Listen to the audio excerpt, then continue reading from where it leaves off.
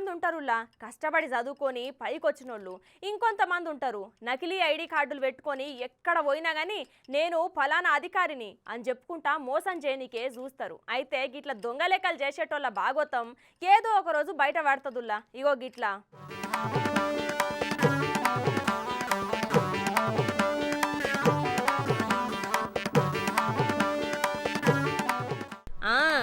ఇక్కడ తెల్లతువాలల బంగారం పూతలైన ఉన్న కండువా వేసుకొని ఏం తెలువని ఎలిగడ్డ ముఖం పెట్టుకొని చూసుకుంటా వీడియో తీస్తుండు అని డౌట్ కొట్టంగానే ఎమ్మటే తలికాయ పక్కకు పెట్టుకుండు కదా.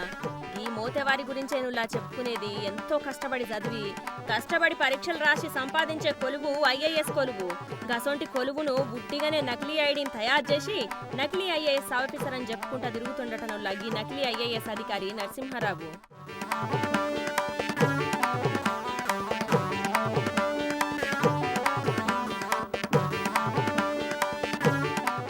అయితే ఈ నకిలీ నరసింహారావు తిరుమల శ్రీవారి దర్శనం కోసం జాయింట్ సెక్రటరీ హోదాలా సిఫార్సు లేఖ పెట్టిండట. అయితే అంత మంచిగానే ఉన్నది. మేనేజ్ చేసిన నకిలీ నరసింహారావు ఆయన టీటీడీ ఈఓ కార్యాలయ సిబ్బందితోని మాట్లాడిన తీరు, ఆయన పద్ధతి మీద డౌట్ అనుమానం కొట్టి నువ్వు పోలీస్ లెక్క కొడతలేవు, అడ్డం నిలువు, ముందు వెనక ఎట్లా చూసినా గానీ నమ్మబుద్ధి అయితలేదు, కనీసం ఎక్కడ చూసినట్టు సుతలేదు అని విజిలెన్స్ అధికారులకు చెప్తే వాళ్ళొచ్చి నకిలీ నరసింహారావును గుర్తుపట్టి ఇగో ఇట్లా పోలీస్ స్టేషన్ కు పట్టుకుపోయి కూసబెట్టిరు. అయితే అక్కడ వీడియో తీస్తున్న విలేకరితోని మాట్లాడుకుంటా ఎట్లా బెదిరిస్తుందో చూడుర్రి.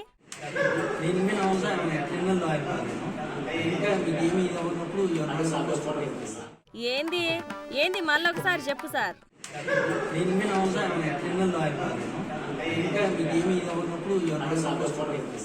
ఏంది ఏంది మళ్ళొకసారి చెప్పు సార్. అగో ఏంది సార్ వాళ్ళకు ఐఏఎస్ అధికారి అని చెప్తావు, ఇప్పుడేమో పెద్ద లాయర్ అని చెప్తావు. అసలు ఎవరు సార్ నువ్వు, లాయర్వా పోలీస్వా?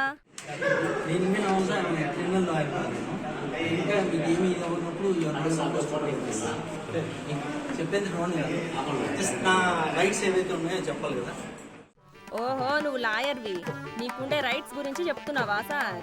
అయితే గిన్ని తెలిసినోనివి గిట్లా నకిలీ ఐఏఎస్ అని చెప్పొద్దు అని తెలియదా సార్ నీకు? ఇక గీ నకిలీ నరసింహారావు ఇప్పుడే మొదటిసారి కాదటంలో గిట్లా నకిలీ అధికారి అని చెప్పి మోసం చేసుడు. ఇంతకు ముందు గుంటూరు విజయవాడల సుత గిట్లనే మోసాలు చేసిండు అని అక్కడి పోలీసులు గుర్తించిరట. ఇప్పుడు చెప్పు సార్ నీకున్న రైట్ గురించి పోలీసులకు, అప్పుడు వాళ్ళకున్న అధికారాల గురించి మంచిగా అర్థమయ్యేటట్టు చెప్తారు.